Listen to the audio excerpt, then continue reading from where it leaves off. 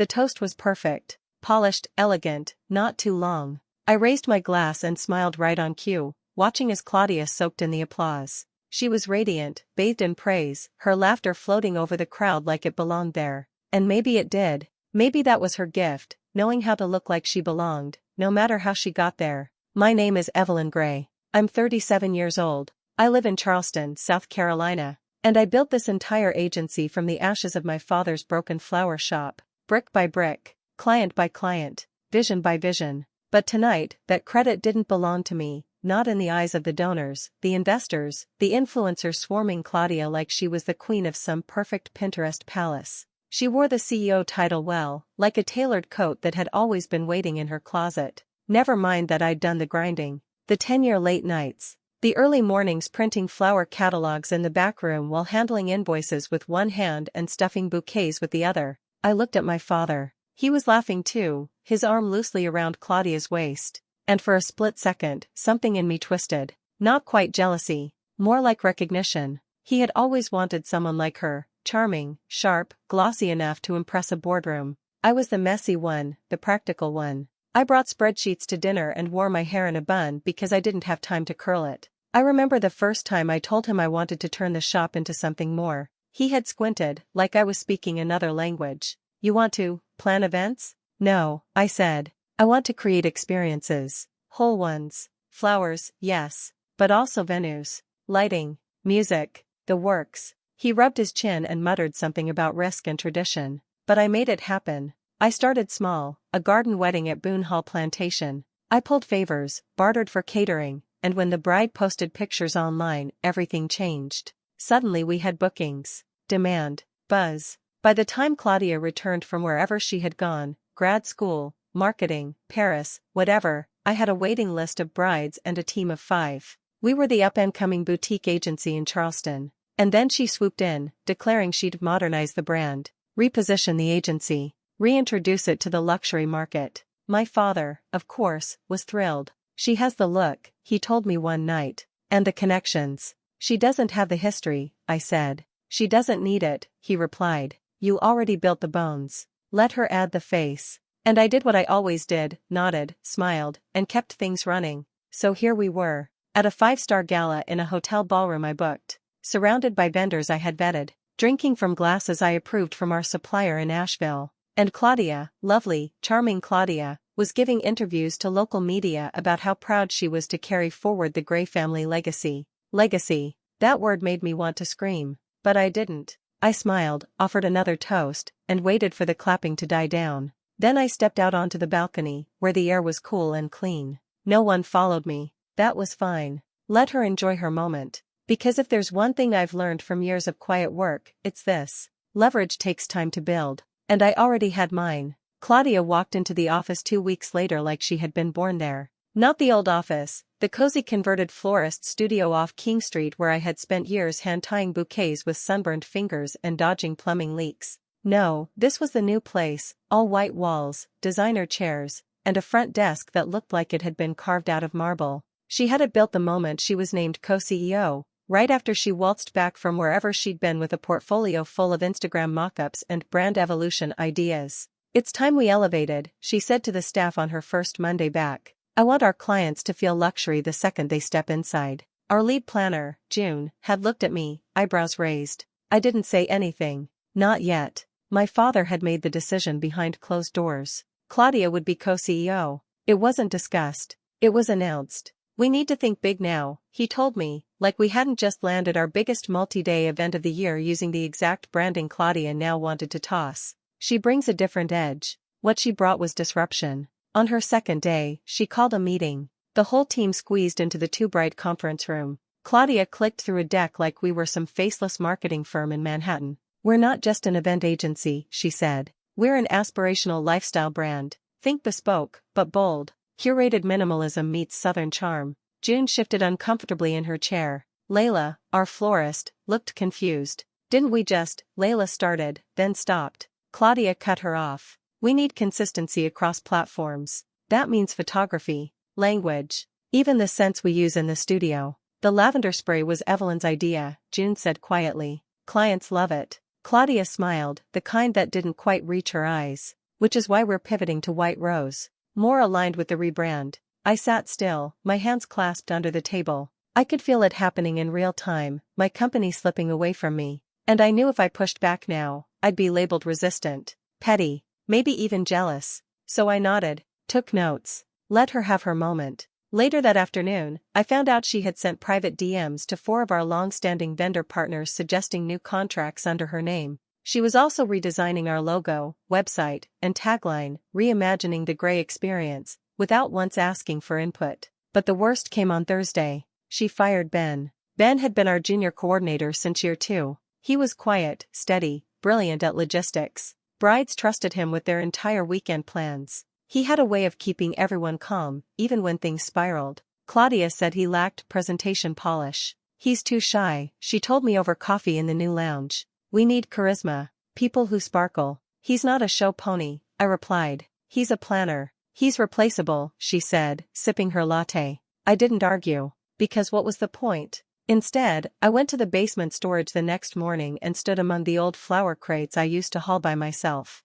The cold concrete felt grounding. Real. This is where it had started. With stems and sweat. With me hauling dahlias into wedding tents at dawn. With June cutting ribbons in the dark while I talked a nervous bride through table settings. And now, Claudia was turning it into a brand aesthetic with a filter and a hashtag. The team noticed the shift. Everyone smiled less. There were no more group lunches in the back room, no late-night post-wedding wrap-ups. It was all Slack messages and style guides and Claudia's voice echoing through the new office saying, "We need to think aspirational." I said nothing. Not yet. But at home, I started opening drawers. Contracts. Agreements. Old drafts. Originals with my signature. I wasn't done. Not by a long shot. Let Claudia think this was her reinvention. Let her believe I'd rolled over. Because every brand has a foundation. And I still owned the floorboards. The new headquarters smelled like lemon oil and ambition. I stood at the front desk one morning, staring at the oversized company logo etched into the glass wall behind reception. Grey and CO, all caps, serif font, cold as stone. No hint of the soft lavender curves or the hand-painted logo June's cousin had designed back in our flower shop days. The warmth was gone. In its place, polish. Claudia strutted down the corridor in cream heels that echoed against the tile. She waved her phone in one hand and a glossy iced coffee in the other. "Jason's coming in at 11, she said, breezing past me. "We're going over international fulfillment options for floral production." I blinked. "What?" She stopped, like I'd just interrupted a TV commercial. "Jason," she repeated. "Strategic advisor. He's worked with some of the top luxury hospitality brands. He's got ideas." I forced a smile. "We don't outsource floral work." "We didn't," she corrected, tilting her head. "But if we want to scale, we can't keep hand-tying garden roses in the back room. That's literally what we're known for." She blinked at me. "And now we'll be known for more. Luxury. Scale. Vision." Then she turned and walked away.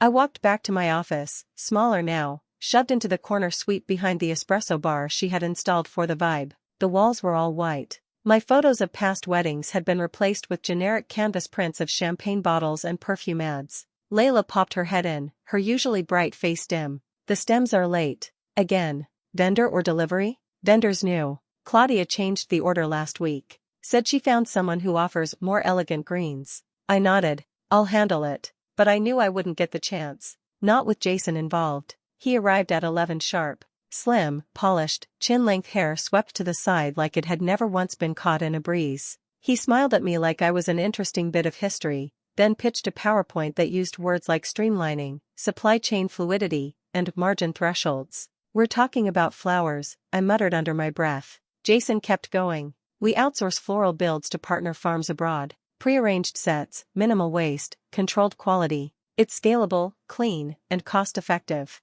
Our Charleston team just handles the final assembly." Layla looked horrified. Claudia beamed. "It's genius." I looked around the room, Jason, Claudia, my father in the back sipping espresso like he was already on board, and felt it again, that slow, sick feeling of erasure. Like I was watching someone replace the paint on a house I built with their own signature color. After the meeting, I cornered Claudia in the kitchen. "You're not seriously considering this," I said. "Of course I am," she replied, like it was obvious. "It's smart. Efficient. Why are you so attached to the old way?" "Because people don't book us for efficiency. They book us because our work feels like something. Because every flower is personal. Because Layla knows that Trudy Myers only wants peonies on the left side of her bouquet. Claudia crossed her arms. That's sweet. But nostalgia isn't a business strategy. I stared at her. This company is losing its soul, I said. She leaned in, her voice sugary. It's not losing its soul, Evelyn. It's evolving. You can come with it or get left behind. I stepped back, not because I was afraid, but because I knew that when someone starts rewriting the story of something you built, you don't stop them with speeches. You stop them with proof. At home that night, I sat at the kitchen table with a glass of wine and the original design license contracts. They were still under my name. Every bouquet style, every custom pattern, every branded ribbon tag, protected. And hers? The one she was so proudly printing onto tote bags and signage? Expired. Unrenewed. I smiled. Let her gild the office. I still held the keys to the foundation. The ballroom at the Charleston Harbor Hotel glittered like a movie set, crystal chandeliers, gold-rimmed glasses, white orchids dripping from every centerpiece. It was all Claudia. Excessively perfect. Not a trace of our original agency style in sight. I was told to just enjoy the night. It was my father's 60th birthday, a man who once celebrated with deli sandwiches on a folding table in the back of the shop, content to be surrounded by family and staff. Now he was being paraded in a tuxedo in front of investors and socialites who barely knew his middle name.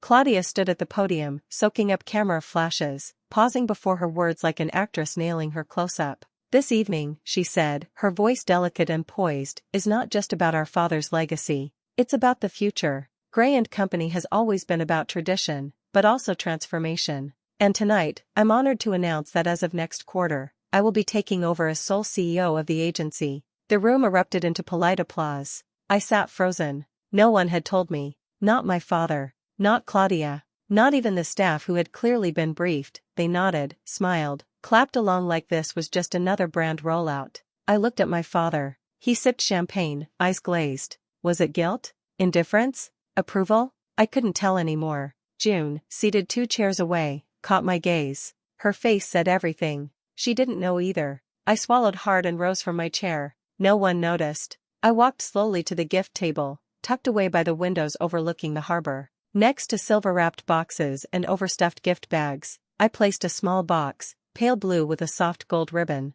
Inside was a pressed orchid. The same kind I used in the first wedding showcase I ever designed. The one that saved the business. The one my father had once framed in his office before Claudia's rebrand replaced it with marble clocks and vision boards. I left the card and signed. Just a single line in my handwriting. For the man who once believed in petals more than platforms. Then I turned and walked toward the exit. Nobody stopped me. Outside, the wind off the water hit my skin like truth. Sharp, cold, cleansing. Claudia's voice echoed faintly from the ballroom, mid-toast. She spoke of legacy, innovation, a bold new chapter. I wondered if she even remembered the name of our first bride, or how many weekends I slept on the office couch to make payroll during the early years. Let her have the mic. Let her have the spotlight. She didn't know it yet, but she had just handed me the one thing I needed most, final clarity. She thought I'd fade away, that I'd retreat, defeated, swallowed up by her flash and press releases. But while she was on stage playing power, I was already halfway home, where every contract,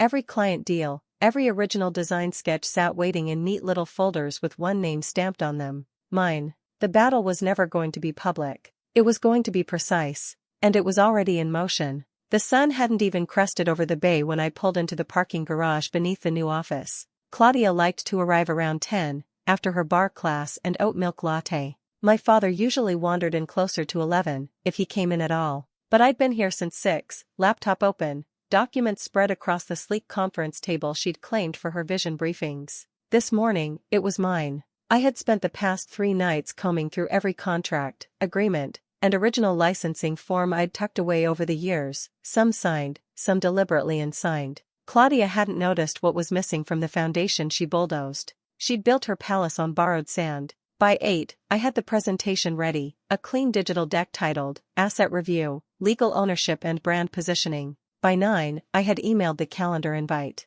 Subject, Immediate Strategic Meeting, Ownership and Rights Clarification. Required attendees, Evelyn Gray, Claudia Gray, Walter Gray, founder. Claudia responded with a question mark. I didn't reply. By 10, they arrived, together, naturally, laughing about some influencer shoot from the night before. I stood at the head of the conference table, remote in hand. Morning, I said. We need to go over a few things. Claudia slid into a chair, not bothering to hide her irritation. My father sat beside her, already nursing his espresso. Is this about the speech? Claudia asked. Because I figured you'd want to handle your transition quietly. It's not about the speech, I cut in. It's about control. She blinked. My father raised an eyebrow. I clicked the first slide. Slide 1, Design Licenses, Current Status, Expired. These were the licenses for our signature floral wraps, our signature font, and the original pattern used on every piece of our marketing. They expired 8 months ago.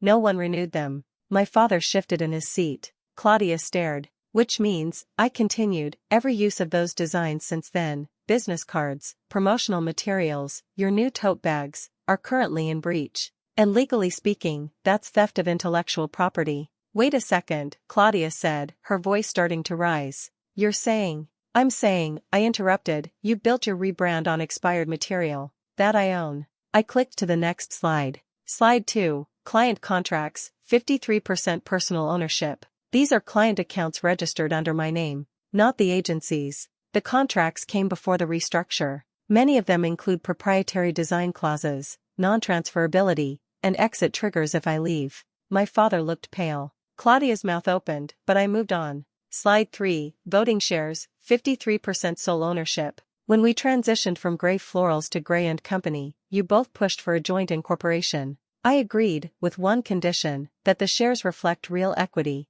I invested more. I built it. I hold majority. I dropped the final contract onto the table, the signed ownership agreement. My father reached for it slowly. Claudia looked like someone had just pulled the floor from under her. I've tried to keep things collaborative, I said. But last night made it clear that's not an option anymore. You blindsided me in front of our clients and our staff. So now I'm laying out the truth. I leaned forward, calm and cold. You have a choice. Step down quietly. Resign as CEO. Or I walk, with my designs, my clients, and my controlling interest. And you'll be left explaining to the investors why the brand no longer has a heartbeat. Claudia's jaw tightened. You wouldn't do that. I smiled. I already did. She looked at our father, searching for backup. He looked down at the paper in his hand. Finally, he said nothing. I gathered the documents, stacked them neatly, and slid them into my bag. I'll expect your resignation letter by Friday, I said, rising. The sooner we do this, the easier it'll be.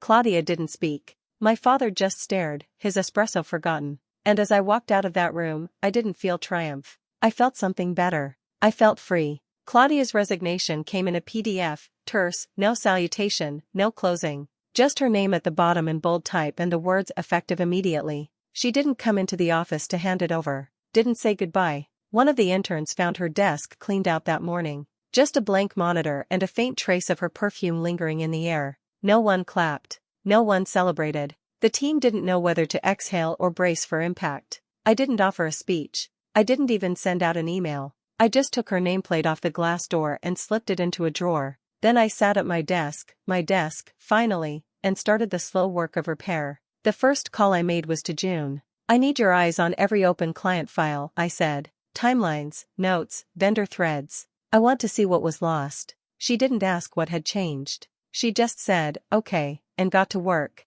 The second call was to Layla. I'm reopening the flower room, I told her. Start reordering from our old suppliers. The good ones. Local only. Her breath caught on the other end of the line. You're serious? I'm serious. Within 24 hours, we were back to hand-wrapping bouquets, the soft hum of clippers and ribbon cutters replacing the sterile silence of Claudia's showroom. The espresso bar was unplugged. The wall of inspirational quotes on framed posters came down. One by one, I met with every staff member, face to face. I didn't make promises. I didn't give speeches. I asked questions. What's working? What's broken? What do you miss? The answers came slowly at first, but by the third day, they started opening up. Ben, the coordinator Claudia had fired, came back. I offered him his job with no fanfare. He just nodded, shook my hand, and said, thanks for not forgetting me. Vendors I hadn't heard from in weeks started reaching out again. A florist from Savannah sent a handwritten note, glad to hear the heart is back in Gray & Company.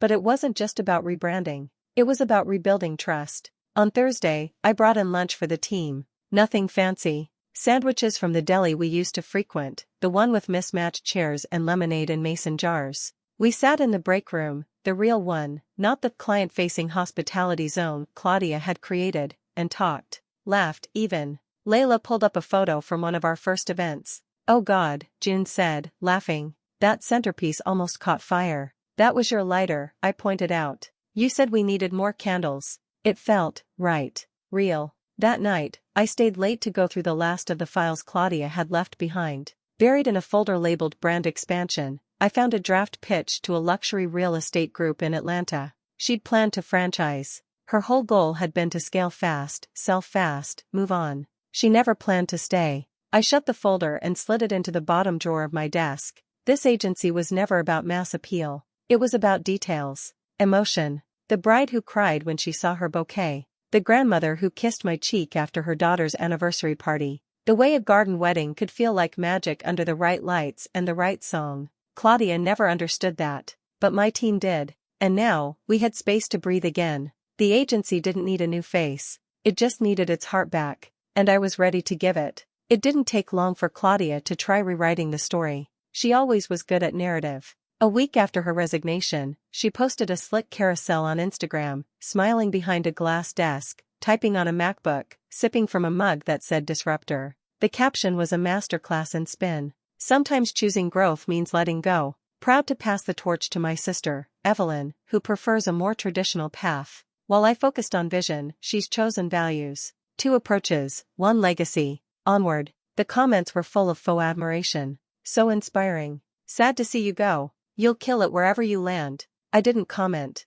didn't like it, didn't say a word, but I saw it. And so did everyone else. A few days later, one of our clients forwarded me a message Claudia had sent her privately. "If you're interested in a more modern approach, I'm consulting now. Evelyn means well, but she's stuck in the past. Just something to consider." That was the moment I realized, she wasn't just moving on. She was trying to erase me. Again. I didn't panic. I didn't fight her online. That wasn't my way. Instead, I called an all-team meeting. No deck. No catered snacks. Just chairs pulled into a circle in the middle of the workspace. Everyone showed up. June, Layla, Ben, the interns, even Will from finance, who usually kept to his corner. I stood, hands in my pockets, and said the one thing I hadn't said in weeks. "I know things have been tense, and messy, and a little confusing, but I want to tell you why I'm still here." Silence. I took a breath. This company started with a flower shop, with my dad mixing concrete behind a strip mall and me convincing brides we could do more than roses in mason jars.